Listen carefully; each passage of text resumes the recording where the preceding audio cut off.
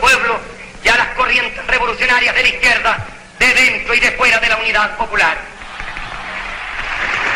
Vamos a intentar unir la lucha y actividad del pueblo en los fundos, las fábricas y las poblaciones con la lucha electoral, por medio de un programa revolucionario.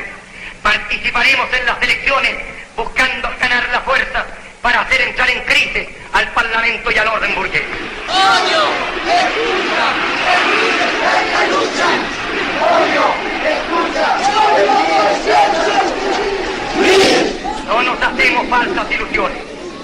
Ni por las elecciones los trabajadores conquistarán el poder, porque la burguesía no está dispuesta a acatar las mayorías parlamentarias, ni toda la fuerza del pueblo se expresará en los resultados electorales.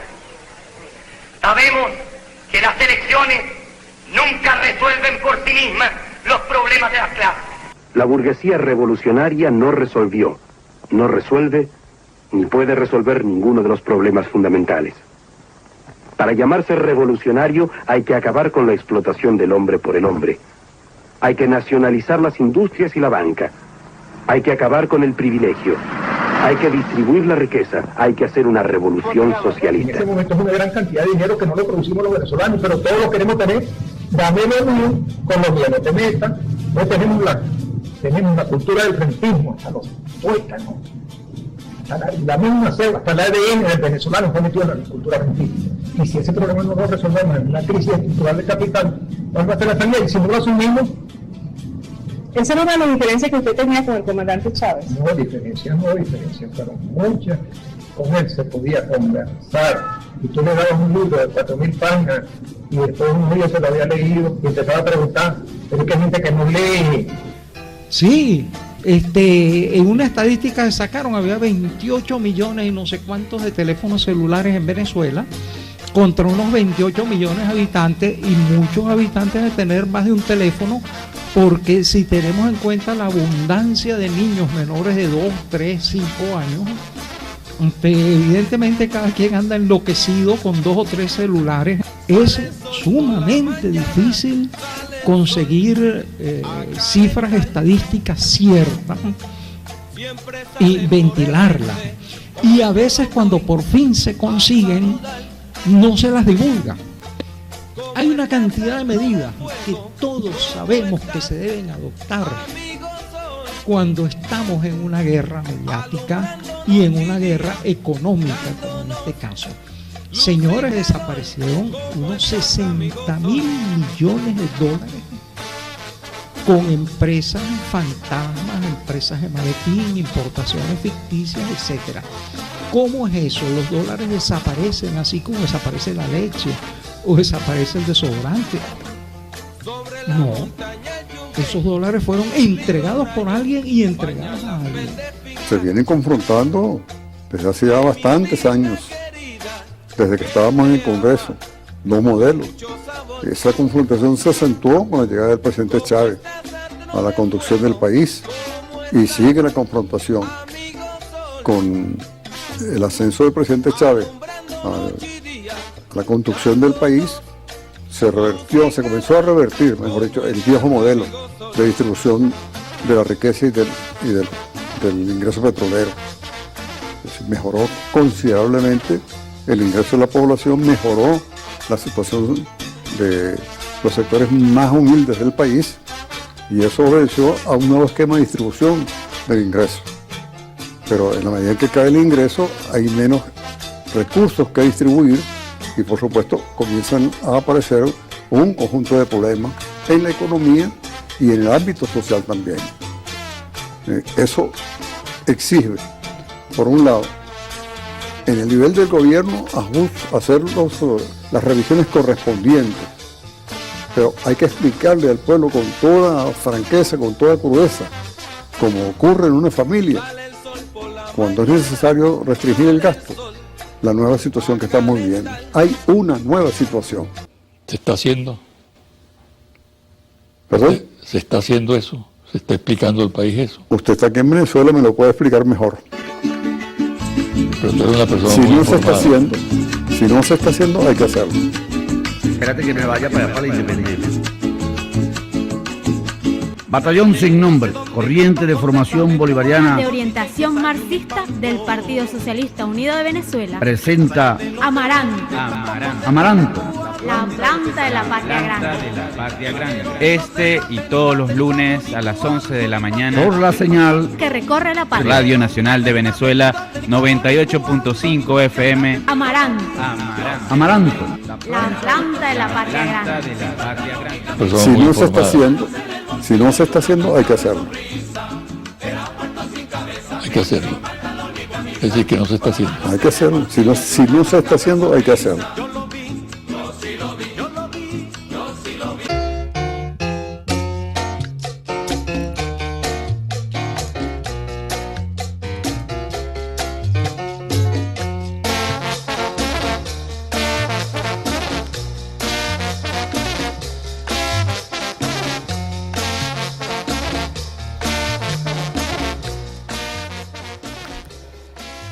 Muy buenos días.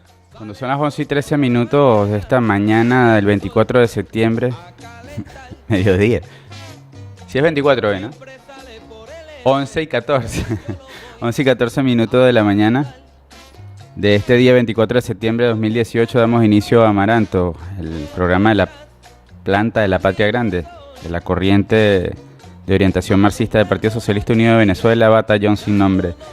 Excusando al profesor Nelson Escobar, que se encuentra dando vueltas, como casi todo el país, cuando se trata de repuestos de vehículos. Y bueno, esperemos que no nos acostumbremos tanto a esto de las colas. Comenzamos el programa con una lectura, un fragmento, una lectura de Vladimir Ilich Lenin, no sin antes saludar a Lirio Hurtado en los controles, a la jefe del canal regional, María Ángel Castillo, y a la dirección del sistema, la coordinación de la Radio Nacional de Venezuela a nivel nacional, Isbemar Jiménez. Y bueno, con esto damos inicio al programa de hoy para luego irnos a una pausa musical. Los lacayos deben llevar librea y guantes blancos, tener un aspecto civilizado y modales apropiados. Al lacayo le está permitido tener cierto amor por el pueblo. Por una parte esto es inevitable porque el medio que provee de lacayos debe ser menesteroso en alto grado y por otra parte incluso es ventajoso para el amo, ya que le da la posibilidad de practicar su filantropía, en primer lugar naturalmente entre los individuos sumisos de la población, de los cuales se recluta a criados, dependientes y obreros. Cuanto más inteligentes y cultas son las clases que tienen lacayos, más sistemática y premeditadamente llevan a cabo su política, utilizando a sus lacayos para espiar entre trabajadores, para dividir a trabajadores, haciendo concesiones a una parte de ellos para fortalecer sus propias posiciones y para interesar a sus fieles servidores en el acrecentamiento de la fortuna del amo, con la esperanza de recibir una tajada. Claro está que al lacayo le es permitido tener amor por el pueblo, entre comillas, solo en grado muy modesto, y solo con la condición obligatoria de que manifieste sentimientos de humildad y obediencia, además de su disposición de consolar a los trabajadores y explotados. Digamos, entre paréntesis, por ejemplo, el filósofo Feuerbach dio una respuesta muy acertada a quienes defendían la religión como fuente de consuelo para la gente. Consolar al esclavo, decía, es beneficioso para el esclavista, mientras que el verdadero amigo de los esclavos les enseña a indignarse y a rebelarse, les enseña a sacudirse el yugo y no los consuela. El lacayo embellece las flores artificiales que sirven para consolar a los esclavos encadenados por la esclavitud asalariada. Los defensores de la liberación de los hombres de la esclavitud asalariada arrancan de las cadenas las flores artificiales que las adornan, para que el esclavo aprenda a odiar sus cadenas con mayor conciencia y energía y a romperlas lo antes posible y a tender su mano hacia flores verdaderas. La necesidad de combinar una dosis muy moderada de amor por el pueblo con una fuerte dosis de obediencia y defensa de los intereses del amo, inherente a la situación del lacayo, engendra inevitablemente la hipocresía característica del lacayo como tipo social. Aquí se trata de un tipo social y no de cualidades individuales. El lacayo puede ser el hombre más honesto del mundo, un miembro modelo de su familia y un ciudadano ejemplar, pero está fatalmente condenado a ser un hipócrita porque la característica principal de su oficio es combinar los intereses de su amo, a quien se ha comprometido a servir con devoción y lealtad, y los intereses del medio social en que se reclutan los criados. Por lo tanto, si se analiza el problema desde el punto de vista político, es decir, desde el punto de vista de millones de personas y de las relaciones entre millones de personas, indefectiblemente se llega a la conclusión de que las características principales del lacayo, como tipo social,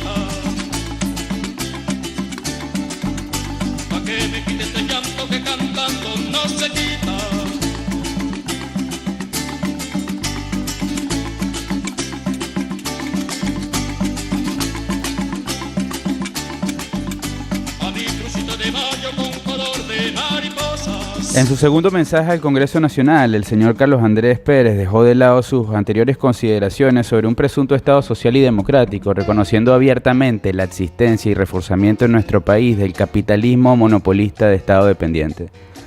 Lo que no dijo simplemente lo aborda como un hecho accidental en su mensaje, es que al lado de la creciente asociación entre las empresas transnacionales y la gran burguesía interna, se viene operando un escandaloso proceso de corrupción, sobornos y negocios que más bien le confiere a dicha asociación de carácter de una subasta y licitación fraudulenta, mediante la cual se le entrega el patrimonio nacional a las compañías transnacionales para ser saqueado por estas. Esta cuestión actualmente está siendo denunciada en el país. Es del conocimiento del Congreso Nacional, la Contraloría y la Fiscalía General de la República. De esas denuncias y de las investigaciones que ha venido adelantando la comisión investigadora en el Congreso, que preside el diputado del MEP, Ciberto Martínez, y la propia Contraloría, se evidencia que en estos hechos están involucrados altos representantes de los sectores empresariales, de los partidos de la burguesía y de medianos y altos personeros del gobierno de Carlos Andrés Pérez y Fede Cámaras. Carlos Andrés Pérez en su mensaje no dejó de observar el papel significativo que ha entrado a jugar el Estado burgués como gran patrón. Todo ello con el fin de advertir y amenazar a los trabajadores fundamentalmente de la industria petrolera, petroquímica, del hierro y siderúrgica contra cualquier intento serio de lucha en defensa de sus derechos. Los obreros petroleros, nuevamente como tantas veces los del hierro, ven negada cualquier posibilidad de reconocimiento gubernamental a sus reivindicaciones y conquistas contractuales, al tiempo que se mantiene la actual política de despidos y secuestro de prestaciones. Este discurso solo representa la confirmación de que los explotadores, imperialismo, burguesía interna, Estado capitalista, mantienen de ahora en adelante, de manera inflexible, su política de congelación de salarios que contempla además un progresivo incremento de la tasa de sobreexplotación de los trabajadores venezolanos. Si a esta situación sumamos los efectos del alza incontenible del costo de la vida sobre el salario real de los trabajadores, nos encontramos con que dentro de la realización de los actuales planes económicos de la burguesía interna y el imperialismo, al proletariado y al conjunto del pueblo trabajador venezolano, se le ha condenado a entregar una altísima cuota de explotación, hambre y sufrimientos de todo tipo, entre ellos los derivados de la represión que tenderá a ser cada vez más feroz y criminal en la medida en que se vaya expresando la protesta y la resistencia general de los explotados. El costo de la vida alcanzará, tal como se desprende del mensaje de Carlos Andrés Pérez, proporciones imprevistas tras el anunciado aumento de los servicios relacionados con la salud, de las tarifas de agua, electricidad, gasolina, aseo urbano, vivienda, transporte. Este sufrirá los efectos de aumento de precio de las unidades y la gasolina. De esta manera, los trabajadores seguirán padeciendo no solo la insuficiencia e ineficacia de los servicios públicos de salud, sino que se ven enfrentados ahora al hecho ya consumado de tarifas que les cierran todo acceso a los mismos. De igual forma, los planes de vivienda se orientan a continuar estimulando principalmente a las urbanizaciones privadas y de ninguna manera señalan medidas para el control de la especulación de las tierras urbanas y el mercado de la vivienda. También amenaza a Carlos Andrés Pérez a las masas populares con nuevos aumentos de precios en los artículos de origen agropecuario, debido a la puesta en práctica de una progresiva eliminación de subsidios y al impulso de una política crediticia dirigida a favorecer a la gran burguesía agroindustrial y en detrimento de los pequeños productores agropecuarios. En relación al problema petrolero, petroquímico, del hierro y siderúrgico, el mensaje de Carlos Andrés Pérez no hace sino ratificar el carácter entreguista de su política. Las colocaciones petroleras en el mercado exterior, particularmente norteamericano, presentadas por el gobierno como signo de estabilidad en la producción petrolera, se efectúan sobre la base de aceptar una notable reducción de su valor real por efectos de la inflación importada y a cambio de un reforzamiento de nuestra actuación dependiente y neocolonial.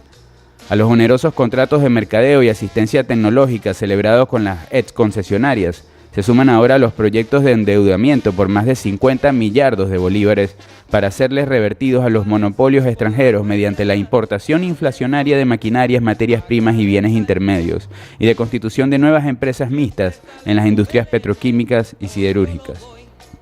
La cosa no queda allí.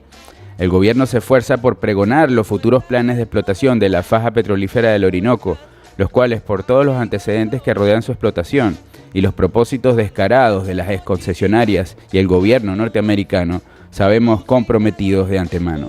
Leemos un fragmento del artículo Soborno y corrupción inseparables del gobierno, publicado en Bacirruque, número 14, el marzo de abril de 1976, escrito por Jorge Rodríguez Padre, del actual ministro de Comunicación del gobierno de la República Bolivariana de Venezuela.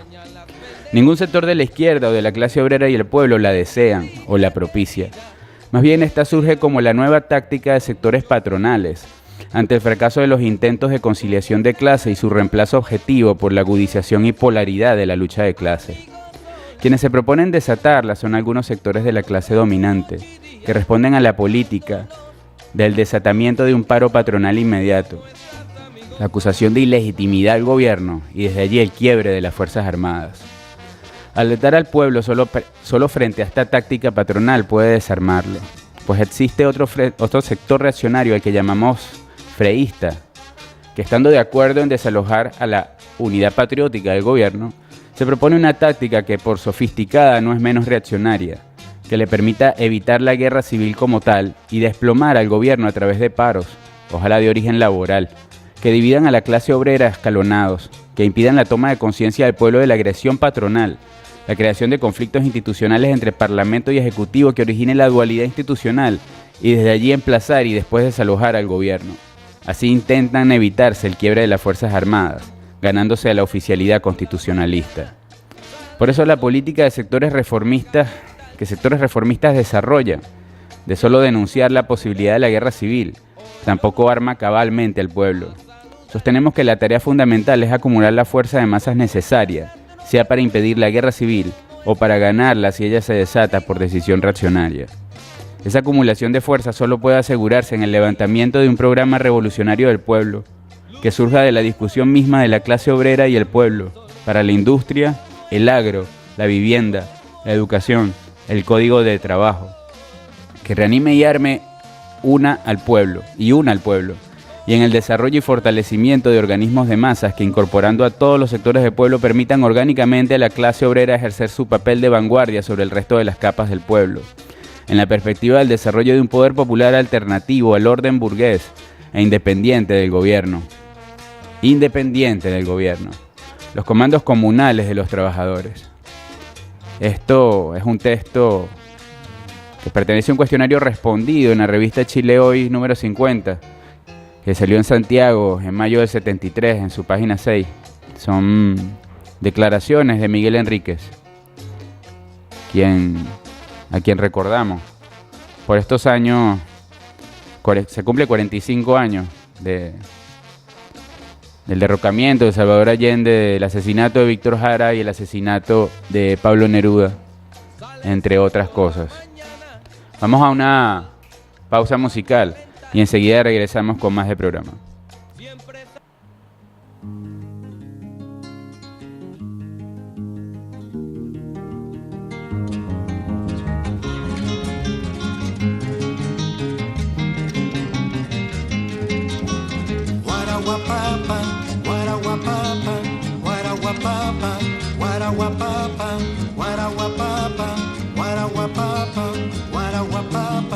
Guaraguapapa, Ruperto vivía en su campo, su mujer y 3 muchachos. La hierba su medicina y al brujo Antonio su médico. Y un día miró a Caracas, en la pulpería del pueblo, en un almanaque de esos de la Criole Petroleum Corporation. Quiso venir a Caracas, vino a Caracas Ruperto. Lo ayudó el capitalismo, lo ayudó a construir su rancho, con latas vacías de Pepsi Cola, con latas vacías de Mobileso, y le puso como techo un afiche de la Ford Company. Es fácil tener un Mustang.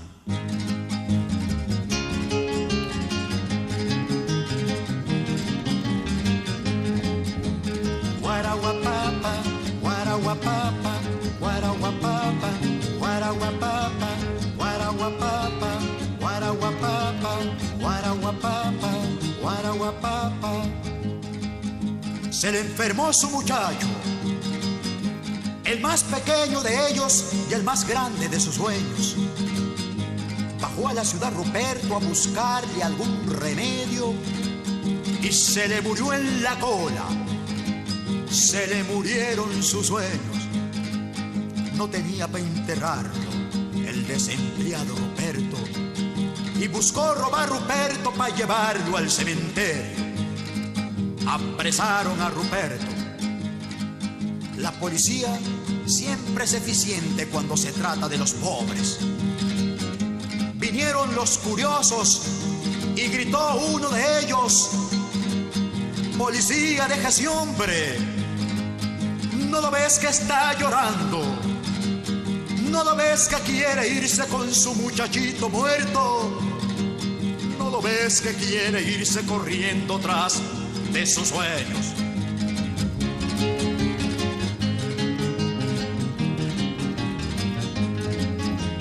Guaraguapapa, guaraguapapa, guaraguapapa, guaraguapapa, guaraguapapa, guaraguapapa, guaraguapapa, guaraguapapa. Hace tiempo no lo veo, pero mi pana me dijo que lo vio buscando tablas, no para enterrar un pequeño, sino para enterrar un viejo, para enterrar el capitalismo, el causante de los males que está sufriendo mi pueblo.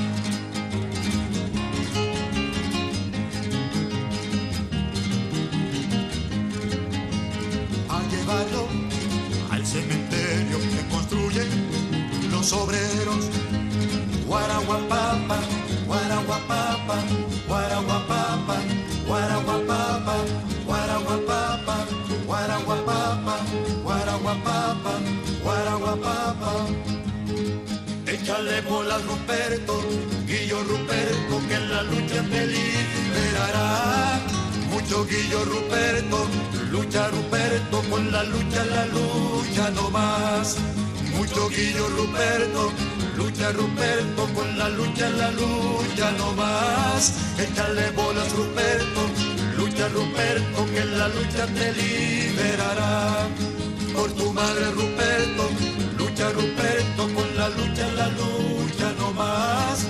Mucho Guillo Ruperto, lucha Ruperto, que en la lucha te liberará.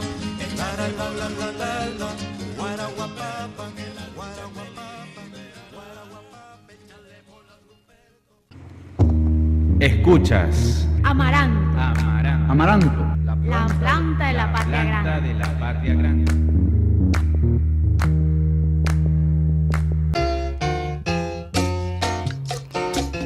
El Estado garantizará a toda persona, conforme al principio de progresividad y sin discriminación alguna, el gozo y ejercicio irrenunciable, indivisible e interdependiente de los derechos humanos. Su respeto y garantía son obligatorios para los órganos del poder público de conformidad con esta Constitución, con los tratados sobre derechos humanos suscritos y ratificados por la República y con las leyes que los desarrollen.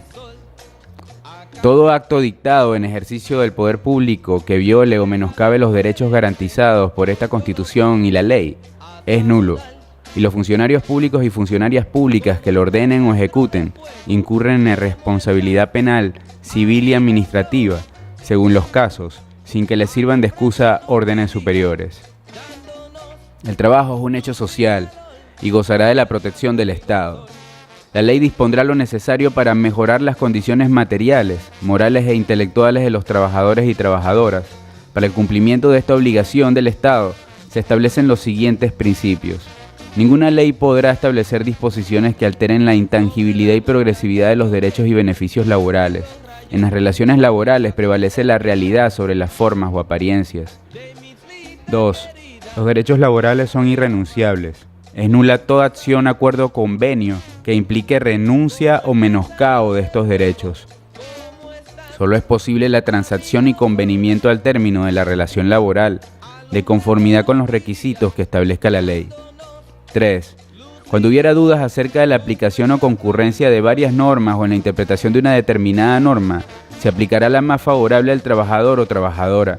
La norma adoptada se aplicará en su integridad. 4.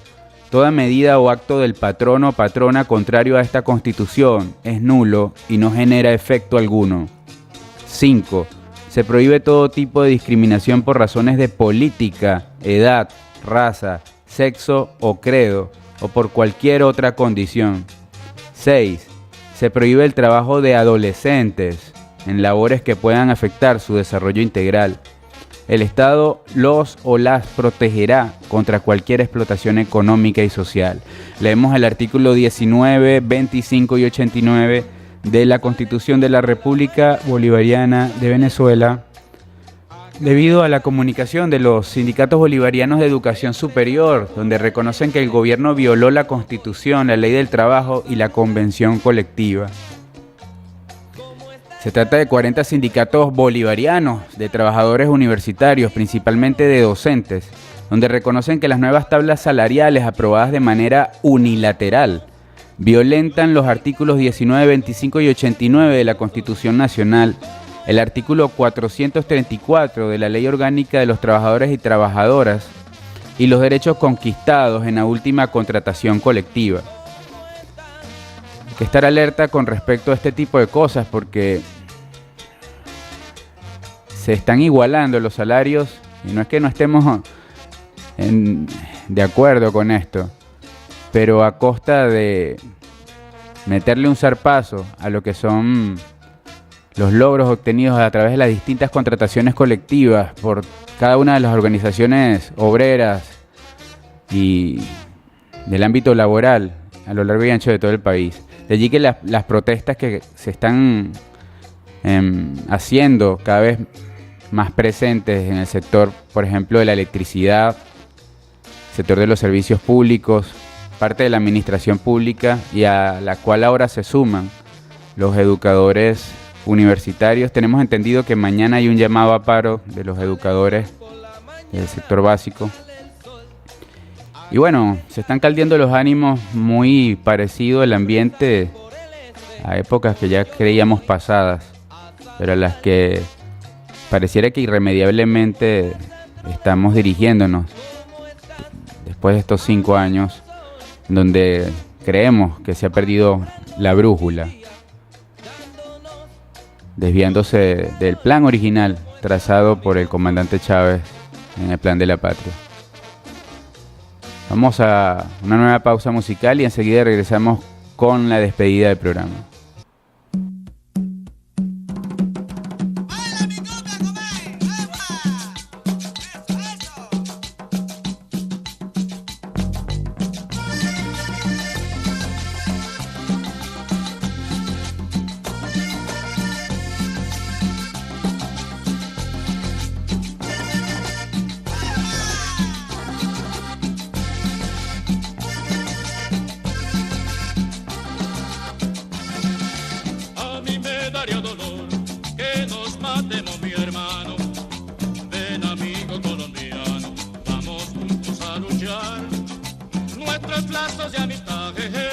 Por siempre perdurarán.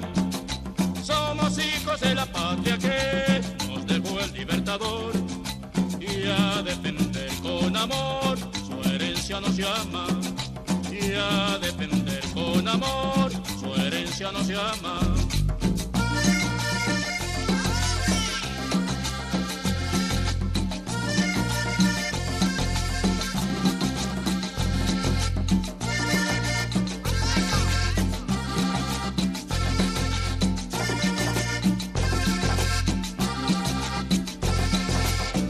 Sangre derramada es petróleo para el yanqui.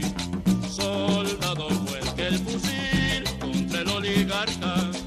Soldado vuelque el fusil contra el oligarca.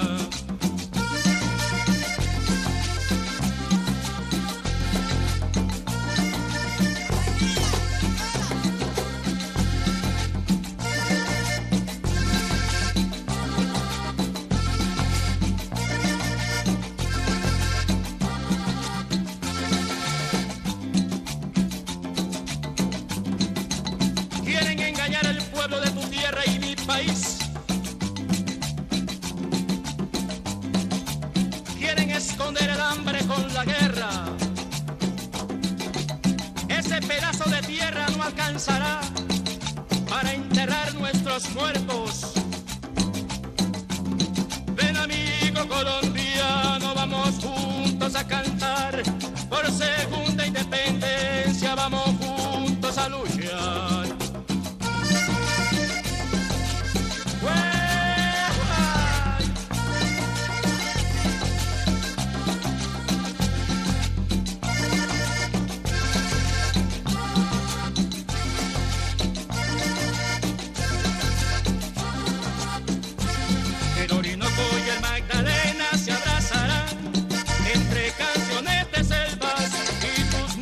Y mis niños le cantarán a la paz. El Orinoco y el Magdalena se abrazarán entre canciones de selvas, y tus niños y mis niños le sonreirán a la paz.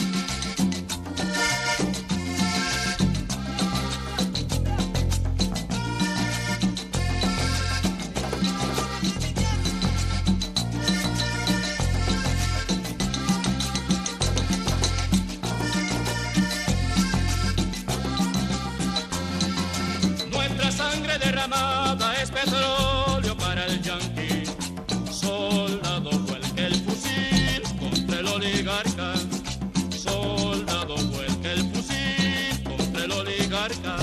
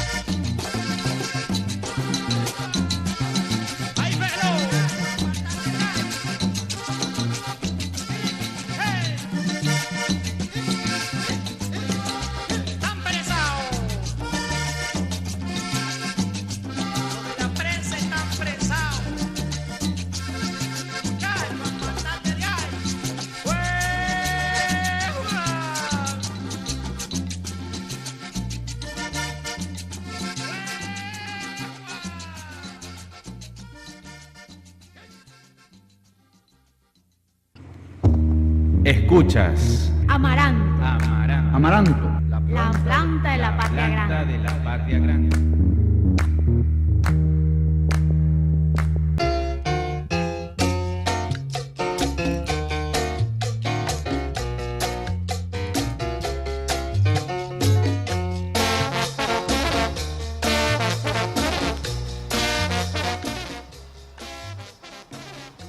No hay imperios buenos. PDVSA ahora no es de todos los venezolanos, sino del mejor postor. declara Oli Millán, quien fuese ministra de la Economía Popular durante el gobierno de Hugo Chávez. Ante la pregunta, ¿qué fue a negociar Maduro a China? Consiguió el préstamo de los 5.000 millones de dólares. Declara Oli Millán. Una de las características de este gobierno, aparte de su profunda práctica de lo que se define como un régimen abiertamente autoritario, es la permanente desinformación, o mejor dicho, la información a conveniencia y poco transparente de cómo se practica la viciosa gestión, donde se dicen mentiras y no les importa. Eso demuestra poco talante democrático del gobierno, pero peor aún expresa el profundo desprecio y respeto que tienen por el pueblo venezolano. En este sentido, fíjate que antes de irse en su viaje para China, se publica en Gaceta Oficial 41.478 el decreto 3.610, que define el estado de emergencia económica en todo el territorio nacional. Y si leemos detalladamente ese decreto, para el Ejecutivo Nacional, el país se encuentra en una circunstancia de peligro, donde se está viendo afectada gravemente la seguridad nacional, por lo que según el artículo 337 de la Constitución vigente, y en el cual descansa dicho decreto, podrá ser restringidas temporalmente las garantías consagradas en la propia Constitución. Ahora bien, nos preguntamos, de estar Venezuela en una situación tan grave como la señala el decreto, ¿cómo se explica que de forma introspectiva se sale de viaje a China y no solo el presidente de la República, sino también la vicepresidenta ejecutiva? ¿En manos de quién estuvo la conducción del país durante esos días de ausencia y de las principales figuras del Ejecutivo Nacional? ¿Y quién autorizó ese viaje? Y lo más peregrino del asunto es que luego aparece el famoso video del presidente y su señora esposa comiendo alegremente en un famoso restaurante en Estambul. Respondiendo a tu pregunta, no sabemos qué fue a negociar a China. Más allá del supuesto éxito que según dice el gobierno que obtuvo, no sabemos si efectivamente el gobierno chino otorgó al país un nuevo préstamo por 5.000 millones de dólares y peor aún, desconocemos las condiciones del referido préstamo.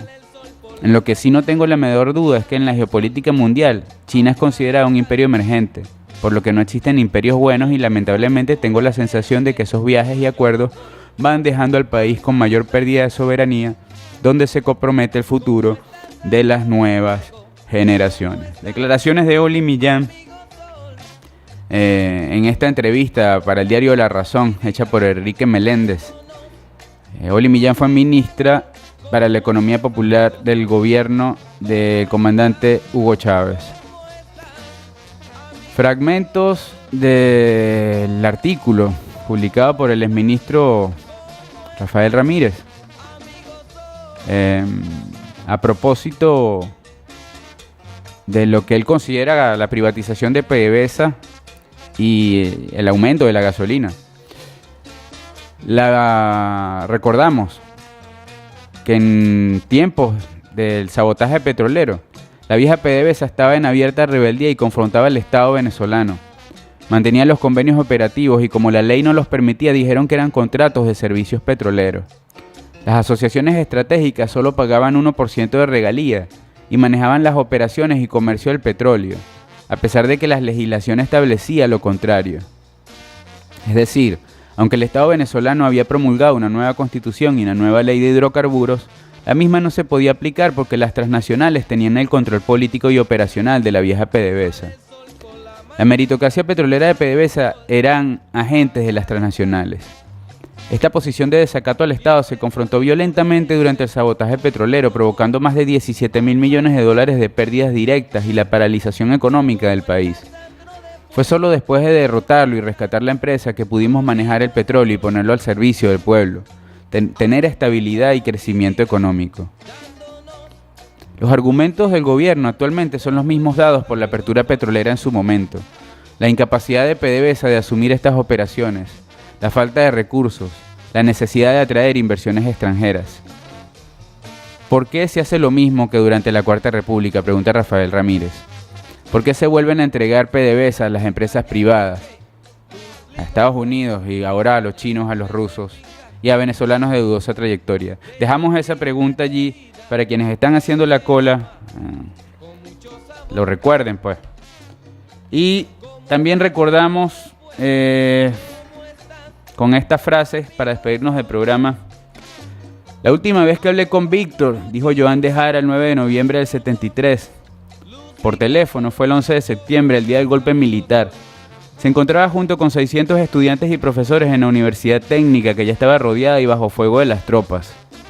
El 13 de septiembre me enteré que estaba detenido en el Estadio Chile de Santiago. Siguieron días de incertidumbre y angustia.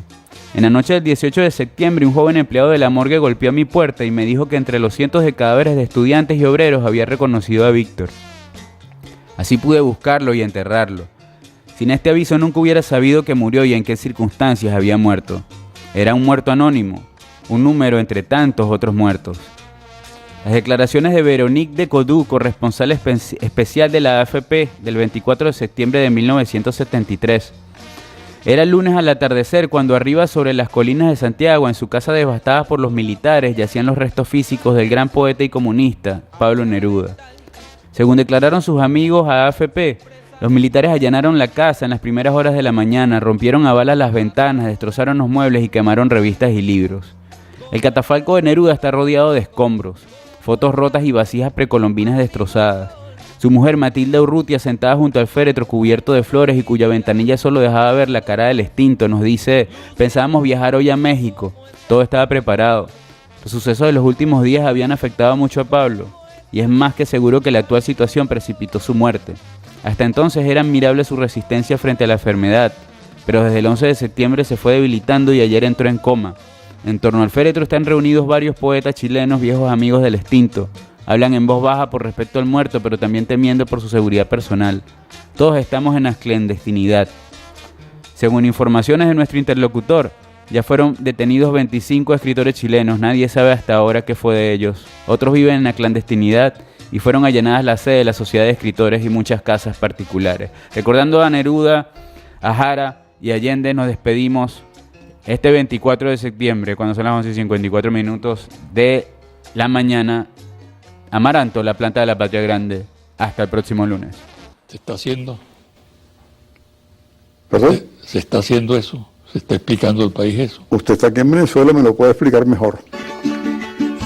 Pero tú eres una persona Si muy no se está informada. haciendo, si no se está haciendo, hay que hacerlo. Espérate que me vaya para la independencia. Batallón sin nombre, corriente de formación bolivariana, De orientación marxista del Partido Socialista Unido de Venezuela. presenta Amaranto, Amaranto. la planta de la Patria Grande. Este y todos los lunes a las 11 de la mañana. Por la señal Que recorre la patria. Radio Nacional de Venezuela. Amaranto, Amaranto. la planta de la Patria Grande. Persona Si muy no se está informada. haciendo, hay que hacerlo. Hay que hacerlo. Es decir, que no se está haciendo. Hay que hacerlo. Si no se está haciendo, hay que hacerlo.